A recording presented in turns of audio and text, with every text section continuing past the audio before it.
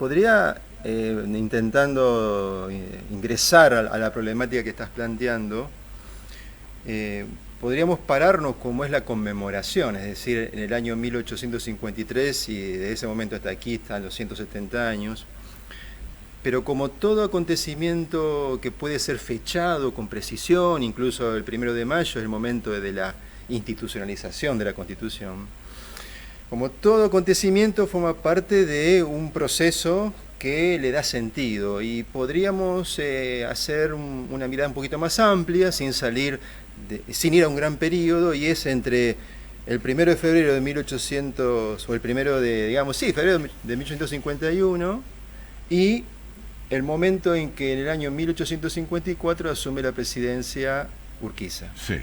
En esos 3 años y un poco más se definen varios sucesos significativos: el pronunciamiento de Urquiza, luego la conformación del Ejército Grande y la batalla de Caseros, el Acuerdo San Nicolás, que prepara las condiciones para la convocatoria del Congreso, el Congreso y su sanción. Lo que podemos llamar en un aspecto un poco más teórico una coyuntura crítica. Es un momento histórico como de, entre comillas, aceleración de los procesos, y en donde hay 2 figuras que en principio son las más visibles y una tercera que aparece un poquito más al costado, que es, por un lado, la ausencia de quien tenía hasta ese momento el rol de poder más significativo, que es Juan Manuel de Rosas, su derrota en Caseros frente a su lugarteniente, Urquiza, la segunda figura. Y la tercera no viene ya del mundo político, institucional ni militar, sino que viene del mundo letrado, del mundo, podríamos llamar hoy, intelectual, que es Alberdi. Claro. Entonces, que es el teórico en todo caso de la Constitución. Entonces, ¿no? Ahí están, podríamos denominar así, en el campo amplio del poder, las figuras políticas en sí y aquellos que con las ideas también juegan parte del poder, en este caso sería Alberdi, ¿no? La interacción entre una figura política significativa, que es la gran muñeca política de ese momento, de los años 50, que es Urquiza, más la capacidad argumental y de escritura de Alberdi, que da origen a las bases y puntos de partida para la organización de la República Argentina, en esa articulación podemos entender cómo 2 figuras protagónicas terminan dando cuerpo a algo que después lo decimos con mucha rapidez, es decir, la Constitución, que en realidad es un proyecto político. La Constitución no es, sí es, pero no es solamente un marco normativo, es un proyecto político. Y como proyecto político se apoya un elemento que a veces como sociedad nos resulta difícil tolerar, que es la incertidumbre de su ejecución. Porque un proyecto puede estar muy bien escrito, pero la forma de ejecutarlo y materializarlo entra a jugar en esa idea los protagonistas, las circunstancias, su momento epocal, los factores no considerados, aquello que es resultado de la contingencia, y es ahí donde hay que ver la distancia que es o no, o existe o no, entre el proyecto y la realidad. Esa distancia muchas veces se ve como anomalía, como crisis, como falta de criterio para ejecutar, tiene muchas lecturas. Lo que yo quiero decir con esto es que ¿qué es lo que celebramos 170 años después? El particular momento de construir un consenso, porque venimos de sociedad en guerra, venimos de la guerra y se construye un espacio de consenso, cosa que en la política argentina los consensos sabemos que son muy difíciles. Claro, duran muy poco, y en todo caso hay desde allí hasta, yo diría hasta 1880, en todo caso, que termina de constituirse formalmente el Estado argentino, muchas de las patas del Estado argentino, hay también un periodo de inestabilidad significativo, ¿no? Recién salieron algunas imágenes de lo que ha sido un trabajo del Canal Encuentro y de gente, de productores de la provincia de Santa Fe, cuando estaba en el Ministerio de Innovación y Cultura, Chiqui González, y que hicieron estas series. Esta es parte del capítulo 4 de las historias de Santa Fe, que fueron incluso difundidas por Canal 13 en esa oportunidad, y por otros varios canales de la provincia de Santa Fe.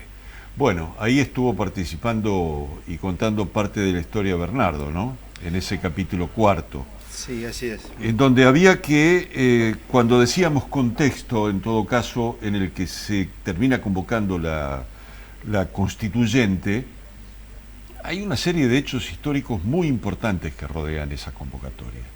Vos recién los mencionaste, pero me parece que son, en todo caso, podemos partir de allí en reformular el análisis previo de la Constitución Nacional. Había mencionado que en principio 3 figuras podrían destacarse, que son o que fueron Rosas, Urquiza y Alberdi, es cierto, pero también hay un espacio colegiado, un espacio de voces, que son aquellas personas que terminan representando a las provincias, con una salvedad. Hay una que no participa, que es Buenos Aires, lo cual no es un detalle porque cambia el tablero del juego. Y lo digo tablero del juego no en el sentido peyorativo, descriptivo solo, sino que precisamente quienes participan de ese espacio colegiado es una minoría que tienen la necesidad de llevar a la práctica lo que es una decisión política. ¿De quién? De quien mencioné ya, que es Urquiza. Convengamos que todos sabemos casi de memoria que entre el 3 de febrero del 52, batalla de Caseros, 1 de mayo del 53, sanción de la Constitución, es un tiempo corto, ¿no?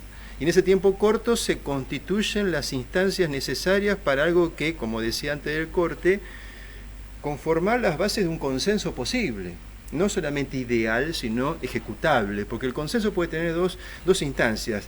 El mundo de las ideas, sí, estamos de acuerdo, vamos a hacerlo, ese segundo nivel, ejecutar el acuerdo en una acción, y esa acción se traduce en lo que fue el Congreso. En la historia argentina hubo varios congresos significativos, que también tenemos en la cabeza.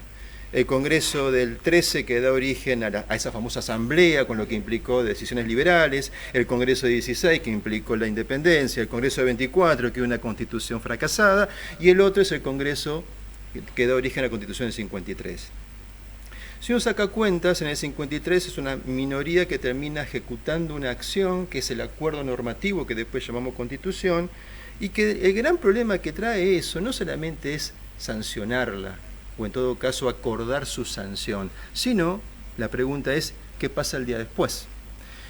Y aunque no tengamos mucha información, sabemos que cualquier sociedad y cualquier sujeto, cualquier ser humano tiene frente a la norma algún tipo de distancia, llamémosle de desconocimiento, de resistencia, de discusión, de no acatamiento. Cuando nos paramos en 1853, ¿cuál era la historia reciente de ellos? La historia reciente es la ausencia de un marco general que los contenga. Vos decías en tu presentación del programa, la futura Argentina. Bueno, la futura Argentina o la Argentina está en la cabeza, no existe.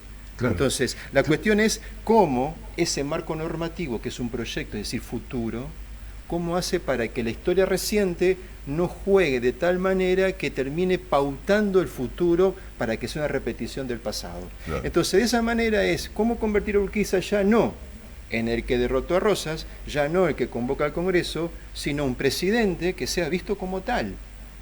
Solo que en este mundo que estamos viviendo en la actualidad en Argentina, el problema de la credibilidad presidencial y la fortaleza de la figura parece que es un problema nuestro. ¿Cómo hizo Urquiza para ser visto como tal, como presidente, cuando no existía esa figura en la historia argentina? Claro, el poder pasaba por los gobernadores. Y ahí está. Y esa cuestión pasa por una cuestión de, primero, paridad. En principio eliminada cuando Rosas ejerce la violencia, pero una vez desaparecido Rosas y Urquiza quiere convertirse en algo diferente, el resto, la pregunta es si lo ve como algo diferente. No por casualidad, el poder terminó centrándose en Paraná, como capital de esa confederación por la secesión de Buenos Aires, y eso ya de por sí es un cambio georreferencial, pero también es un cambio de dónde está el que manda. El que manda ya no está en Buenos Aires. El que manda está en otra localidad que encima con un marco constitucional nuevo que se hace llamar presidente y que supuestamente nosotros debemos obedecer. ¿En base a qué debemos obedecer? ¿Cómo se distribuyen los recursos fiscales? ¿Cómo se distribuye el uso de la fuerza? ¿Cómo se distribuye la circulación de la moneda? Pequeños aspectos que en realidad constituyen lo que vos decías en un momento, los rasgos que dan cuerpo a un Estado. Claro, hay una figura, en todo caso, yo te decía en el corte, te mencionaba Concepción del Uruguay como una referencia muy importante, porque en todo caso, decíamos, ahí algo pasó vinculado al poder.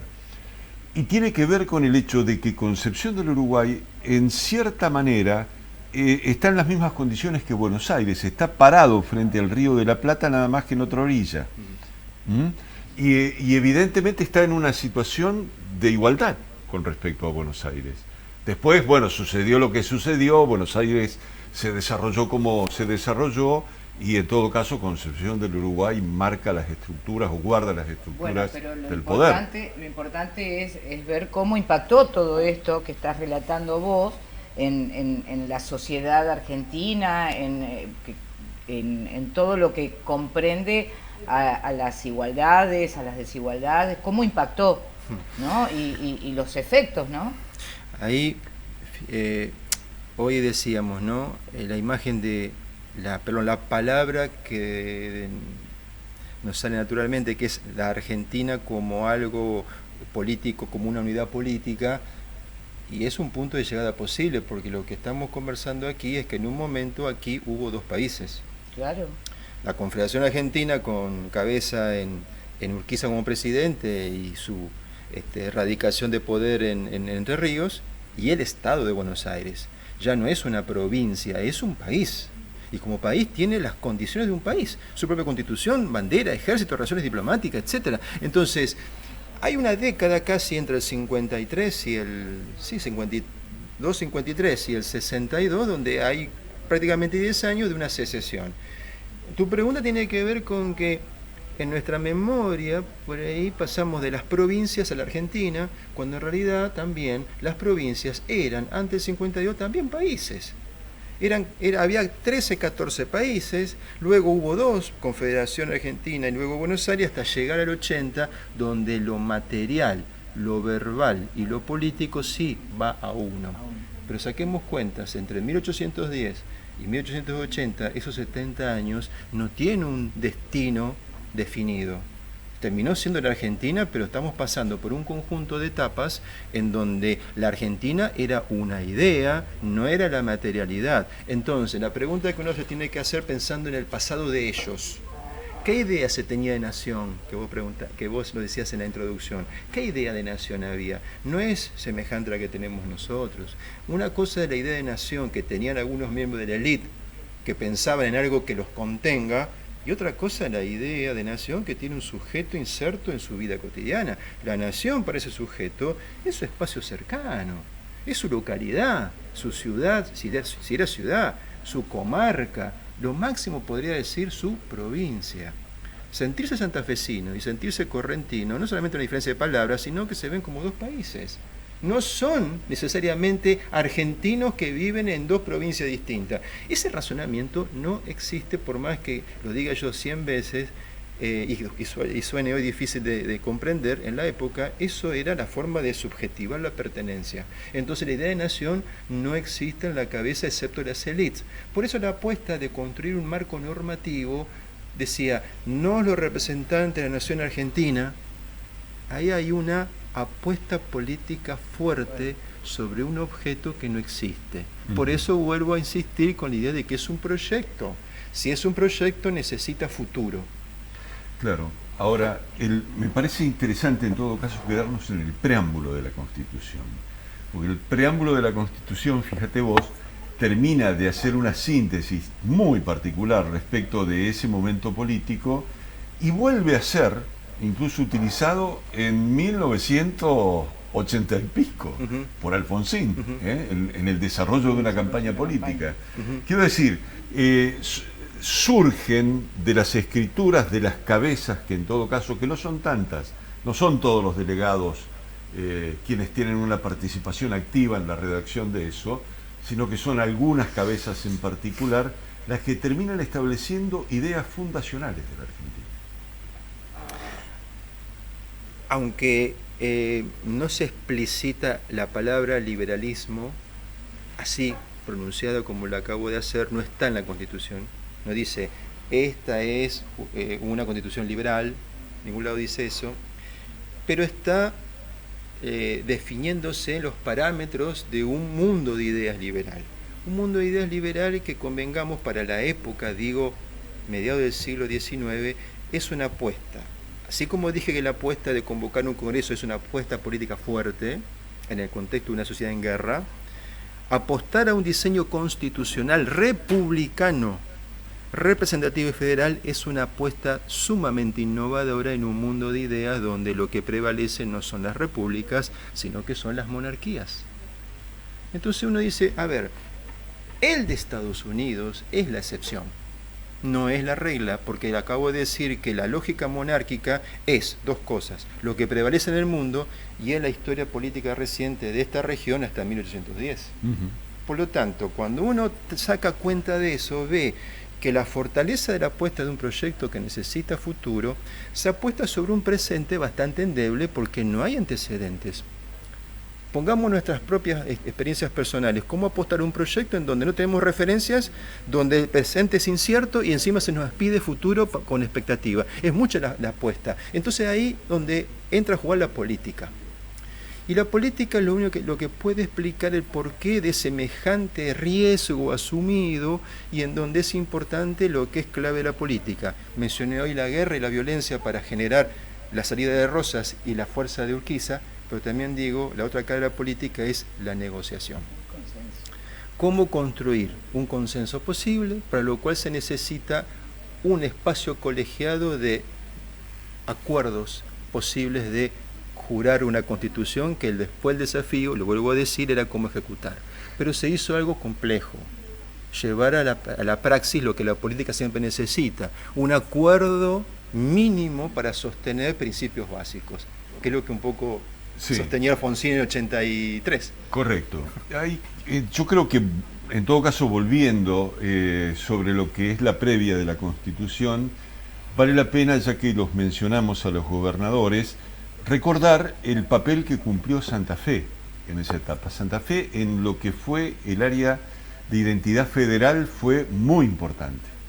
Fue muy importante, no solamente en el vínculo con Rosas, que fue un vínculo por ahí bueno, por ahí no tan bueno, pero sí hubo un criterio político que respetó Santa Fe respecto de lo que representaba Rosas desde el punto de vista de la hipótesis del federalismo, ¿no? ¿Cómo cambió eso? ¿Por qué cambió y por qué Santa Fe, en todo caso, termina siendo la sede de la contraparte de esa idea?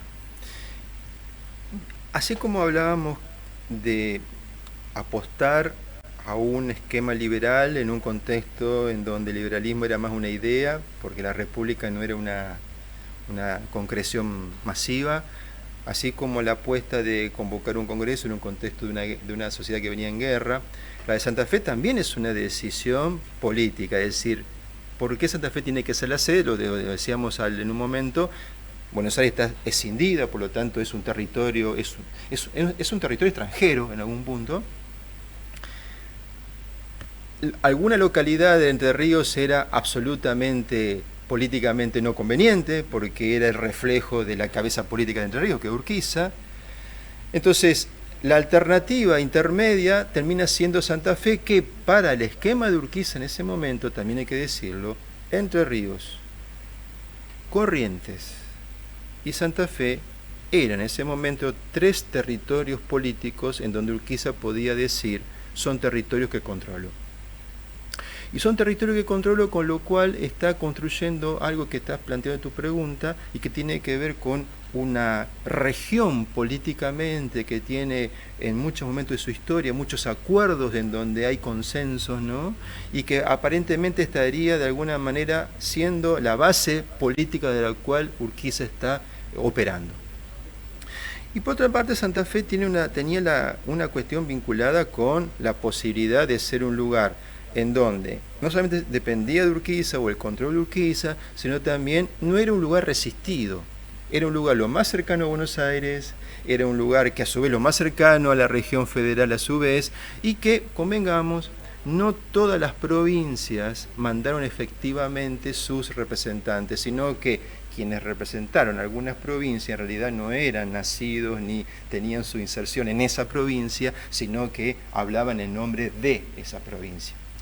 Estas cuestiones, sin entrar en detalle ni en nombres, pero tienen que ver con cómo la política terminó ordenando la representación, porque eso es un problema que tenemos que nosotros tener en cuenta. No necesariamente el Congreso está librado al azar, el Congreso está pautado. El Congreso además estaba claro que tenía que la Constitución salir el 1 de mayo de 1853. No es que salió por casualidad, era un momento conmemorativo clave, era un momento en donde había que cerrar esto. Y eso es algo que solamente lo puede pautar alguien que tiene la muñeca política y el poder para ordenar.